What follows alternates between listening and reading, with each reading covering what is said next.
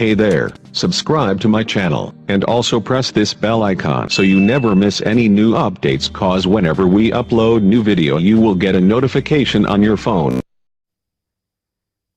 You will hear a number of different recordings, and you will have to answer questions on what you hear. There will be time for you to read the instructions and questions, and you will have a chance to check your work. All the recordings will be played once only. The test is in 4 sections.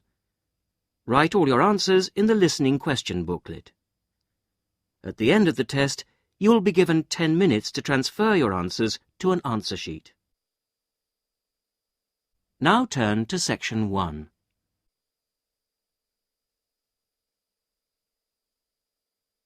Section 1.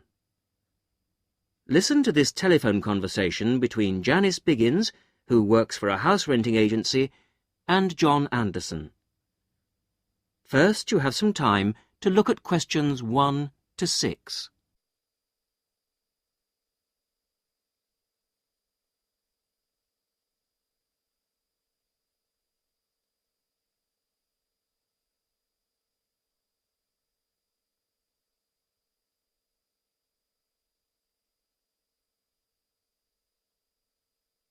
You will see that there is an example which has been done for you. On this occasion only, the conversation relating to this will be played first. Hello, Flagstone. Oh, hello. Is that Flagstone Properties? Yes, that's right. Flagstone here. How can I help you? Hello. I'm ringing just to make inquiries about renting a house. The name of the agent is Flagstone, so Flagstone has been written in the notes. Now we shall begin.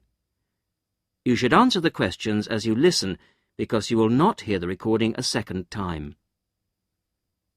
Listen carefully to the first part of the conversation and answer questions 1 to 6. Hello, Flagstone. Oh, hello. Is that Flagstone Properties? Yes, that's right. Flagstone here. How can I help you? Hello. I'm ringing just to make inquiries about renting a house. My name's John Anderson. Yes, Mr. Anderson. What sort of thing were you looking for? 2-bedroom house with garden. Well, yes, sir, that shouldn't be any problem. Just to let you know that our main areas, the main areas we deal with are the city centre itself. City centre, And the north suburbs. Oh, well, we were most interested in the northern areas, actually. Right, yes. What sort of price were you thinking of? Well, could you give me some idea? Certainly. It really ranges from £250 per month. Only £250? Yes, to about £500, depending on a number of different factors. Oh, what does it depend on? Well, obviously the quality of the area, and then whether there's a garden. Oh, well, as I said, we'd want a garden. And a garage pushes up the price. Right. Well, we wouldn't necessarily need one. I think about £350 a month would be our limit. OK. Well, would you like to have a look at a couple of properties, sir? Yes, that'd be great. Looking at our files, I think we've got 2 which might suit you. Oh, hang on. I'll just get a pen. Right. OK, well, there's one on West Park Road, which is £325 a month. Are the bills included? Well, that one just includes the water bill. OK, right. And the second house is in Tithe Road. I'll just spell that for you, OK? Yep. Tithe Road. Yeah, got that. And how much is that one? That's £380. 380. Is that including water? No, I'm afraid not, but it does include the telephone rental. Oh, well, that's not too bad then. So... Before you hear the rest of the conversation, you have some time to look at questions 7 to 10.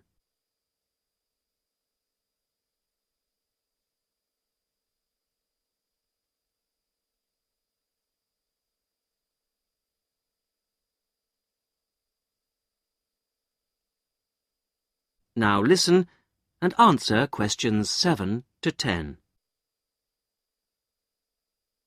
So when would you be available to see them? Well, I'll be in town next week, say Thursday. No, I'm sorry, we don't have any availability for Thursday. How about Wednesday afternoon? OK. That's fine. Would 5 be OK? Yes, fine. 5 o'clock it is. Just come to the Flagstone offices. Oh, before I forget, what sort of things do I need to get done, to rent with you? Well, the most important thing is a letter from your bank. No problem. And then a reference letter from your employer. Yes, that's OK. Great. And then we would need you to give 2 weeks' notice of moving in. Right, 2 weeks' notice. And what about a deposit? That's 1 month's rent, whatever the amount is. OK. 1 month. Is that it?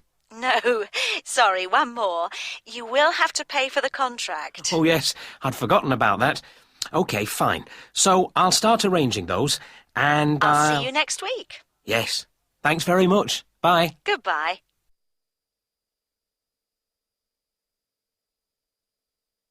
That is the end of section 1. You will now have half a minute to check your answers.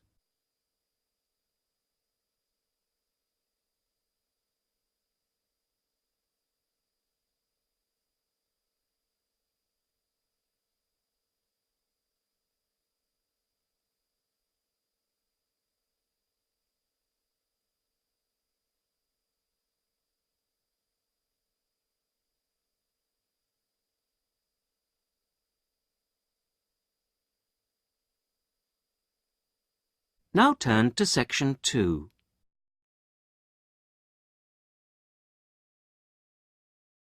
Section 2.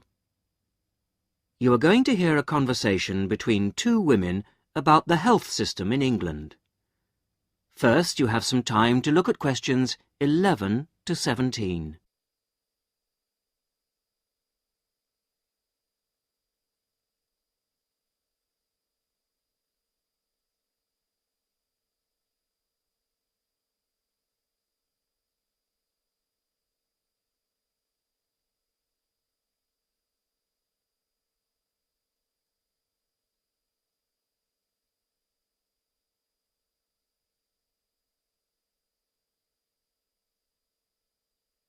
Now listen to the first part of the conversation and answer questions 11 to 17. Hello, Mrs. Sutton. Come in. How are you settling in next door? Have all your things from Canada arrived yet? I thought I saw a removals van outside your house yesterday afternoon. Yes, they came yesterday. We spent all day yesterday arranging them. It's beginning to feel a bit more like home now. Oh, that's good. Look, come in and sit down. Are you all right? You look a bit worried. Well, I am a bit. I'm sorry to bother you so early, Mrs. Smith, but I wonder if you could help me. Could you tell me how I can get hold of a doctor? Our daughter, Anna, isn't very well this morning, and I may have to call somebody out. She keeps being sick, and I am beginning to get a bit worried. I just don't know how the health system works here in England. All I know is that it's very different from ours back in Canada. Well, I don't know really where to start. Let me think. Well, the first thing you have to do is find a family doctor. Mm-hmm. Sometimes we call them general practitioners as well. Right. And register with him or her. If you live here, you've got to be on a doctor's list. If you're not, things can be a bit difficult. Oh. Nobody will come out to you if you're not registered. Anyway, they work in things called practices. Sort of small groups of family doctors all working together in the same buildings. Now, what you've got to do this morning is register with one of them. There are 2 practices near here, so we're quite well off for doctors in this part of Manchester. There's the Dean End Health Centre, about 10 minutes walk away. And there's another practice in South Hay. That's about 5 minutes away, going towards the town centre. We're registered at the Dean End one, but they're both okay. There are about 6 doctors in our practice and 4 in the other, so ours is quite big in comparison, and the building and everything's a bit more modern. South A is a bit old-fashioned, but the doctors are okay. Their only problem is that they don't have a proper appointment system. Sometimes you have to wait for ages there to see someone. Anyway, you go to the receptionist in whichever health centre and ask her to register you with a doctor there. You have to fill in a form, but it doesn't take long. Ours is called Dr. Jones, and we've been going to him for years, ever since we moved here 15 years ago. I wouldn't say he's brilliant, but I suppose he's all right, really. We're used to him now. They say he's very good with elderly people, but he does tend to get a bit impatient with children. Listen, the one who's supposed to be really good with small children is Dr. Shaw. I've heard lots of people say that. She's young and she's got small children of her own, so you could try registering with her. And if her list's full, I heard somebody say the other day that there's a really nice young doctor at South Hay, a Dr. Williams. He holds special clinics for people with back trouble, but that's not really your problem, is it? Now you have some time to look at questions 18 to 20.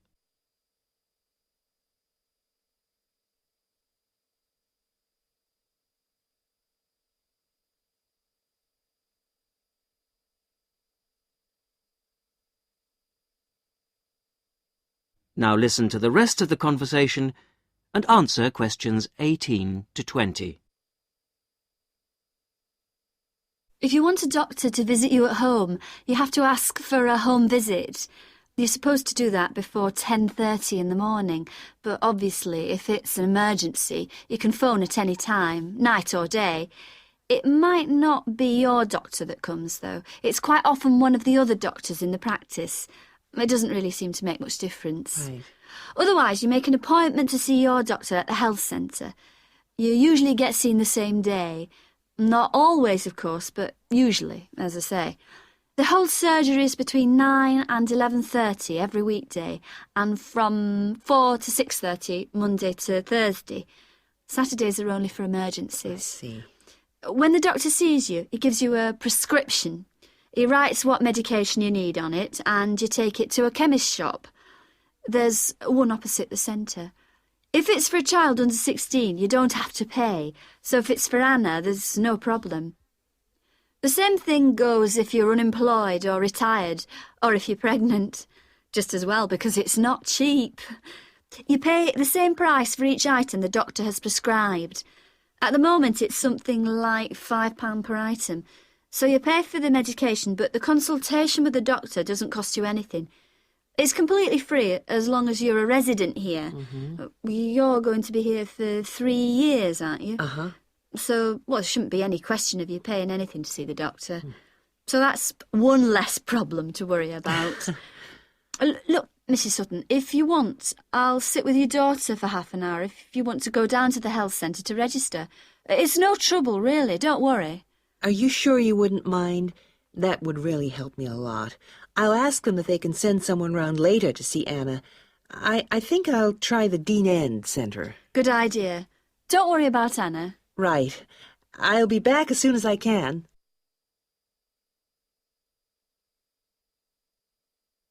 That is the end of section 2. You will now have half a minute to check your answers.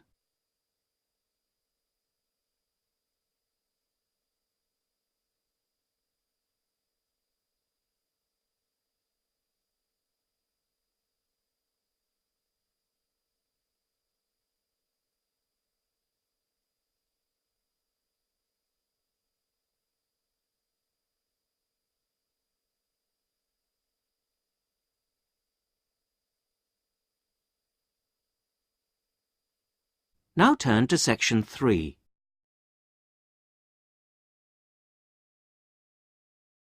Section 3. You are going to hear a university tutor interviewing a candidate for a place on a postgraduate diploma course in teaching geography. First, you have some time to look at questions 21 to 27.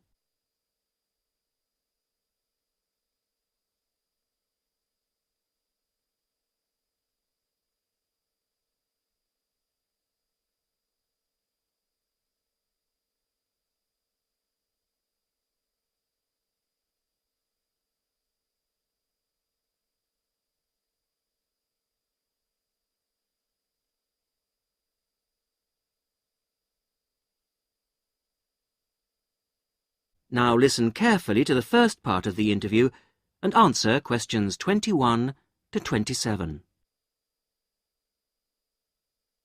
Hello. Jonathan Briggs, isn't it? Yes, that's right. Do come in and sit down. Thanks. Right.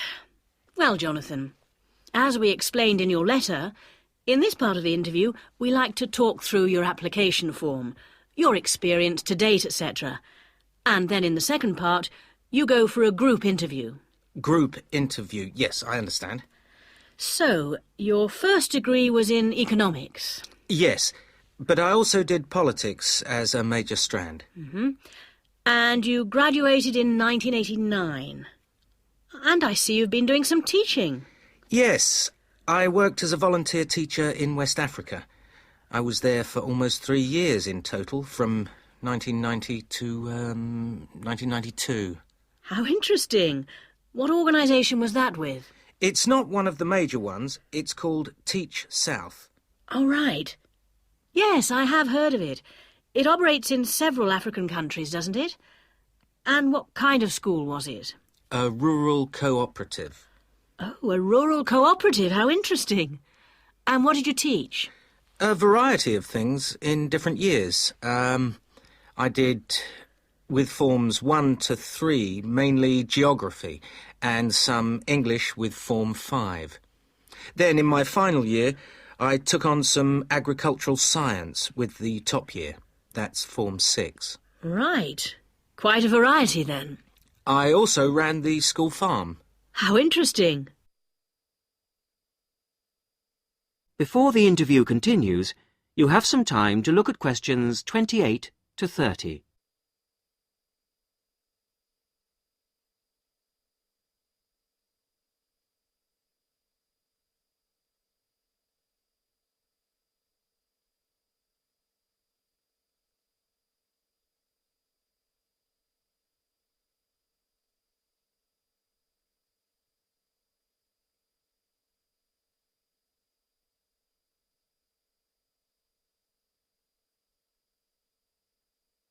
Now listen to the rest of the interview and answer questions 28 to 30. And how did you find the whole experience?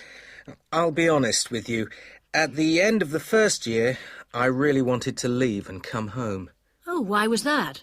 Well, I was very homesick at first and missed my family. Oh, yes, I can understand that. And I also found it frustrating to have so few teaching resources. But I did decide to stay, and in the end I extended my tour to a 3rd year. Right. Things must have looked up then. Yes, we set up a very successful project, breeding cattle to sell locally. Really? And then, after a lot of hard work, we finally got funds for new farm buildings. And you wanted to see things through? Uh-huh. And that's why you want to train to teach geography? Yes. I've had a couple of jobs since then, but I now realise I like teaching best. And I chose geography because it's my favourite subject. And also because I think it has so many useful applications. Well, you certainly have had some interesting work experience. I'll ask you now to go on to the next stage of the interview.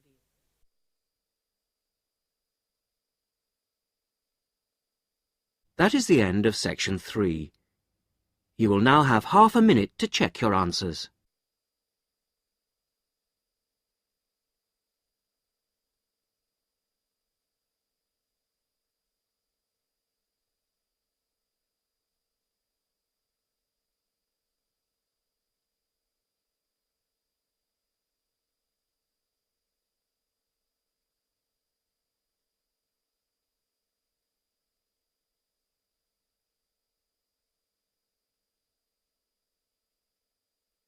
Now turn to section 4.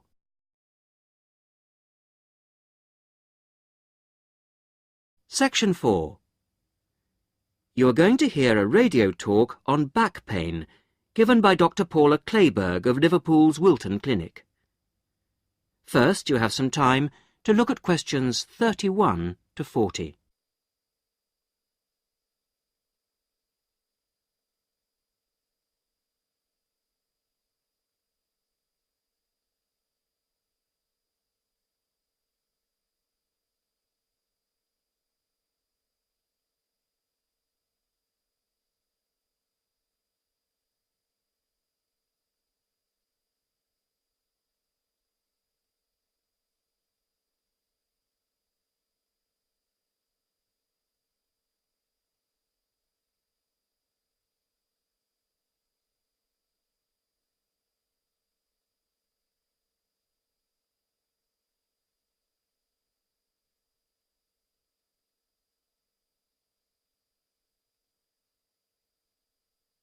Now listen carefully to the talk and answer questions 31 to 40. Today's Health Council is presented by Paula Clayburgh, who is the Chief Counsellor at Liverpool's famous pain clinic, the Wilton Clinic. Paula. Do you know what Prince Charles, Sevi Ballesteros and Elizabeth Taylor have in common? They all suffer from chronic back pain. In fact, bad backs are one of the most common health problems today, affecting people in all walks of life. The most recent available figures show that about 250,000 people are incapacitated with back pain every day. And many sufferers don't know the cause or the solution to their problem. The majority of our patients at the clinic tend to be women. They are especially vulnerable because of pregnancy, but also because of osteoporosis, which I personally believe to be the major cause of problems for women. I have many women patients who say they have completely given up exercise because the pain makes them so miserable. But of course, that starts up a vicious circle. Bed rest, giving up exercise, and painkillers are traditional responses to back pain. But although there are many excellent drugs on the market, at our clinic we're beginning to realise the unique benefits of relaxation therapy. Other specialists in the field make a strong case for certain types of exercise, but in our experience they are easily mishandled and can lead to more harm than good.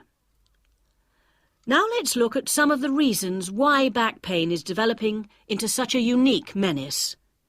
In general, the body is pretty good at self-repair. A strain or a blow to a limb, though painful at the time, generally resolves itself.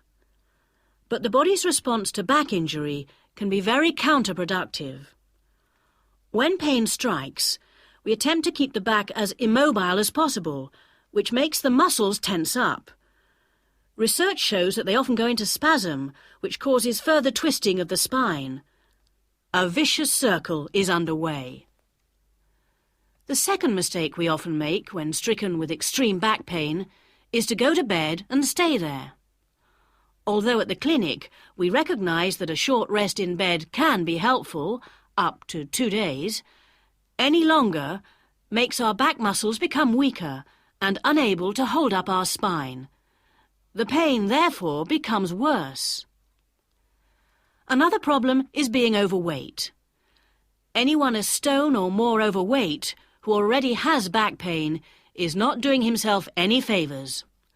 Though it won't actually set it off in the first place, the weight will increase the strain and make things worse. The British diet could be partially to blame for the increase in back pain. Over the last 10 years, the average weight of men has risen by 11 pounds, and of women by 9 pounds. So much for the causes and aggravations of pain. But what can we do to help? There are many ways in which simple day-to-day care can make all the difference. The first point to watch, of course, is weight. If you are overweight, a diet will make all the difference. Also, studies have shown that just 1 hour sitting in a slouched position can strain ligaments in the back which can take months to heal.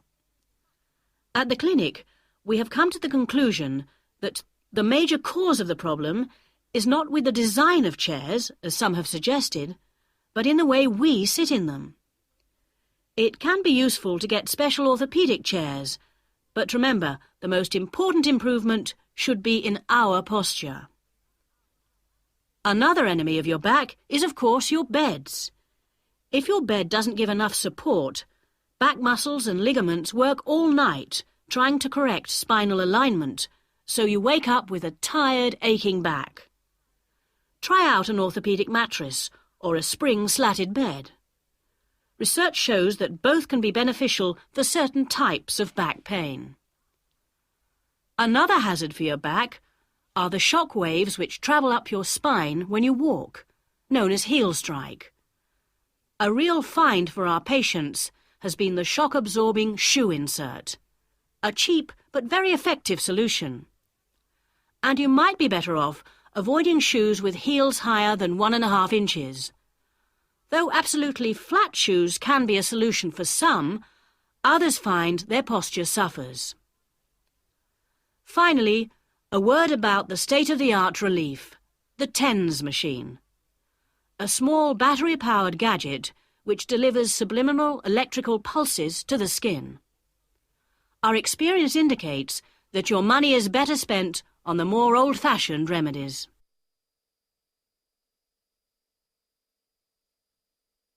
That is the end of section 4.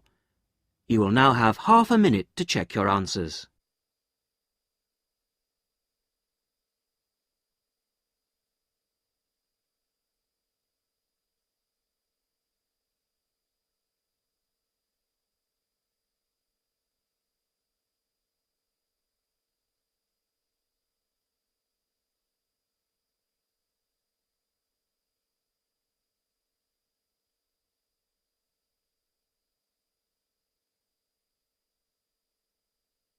That is the end of the listening test. In the Ielts test, you would now have 10 minutes to transfer your answers to the listening answer sheet.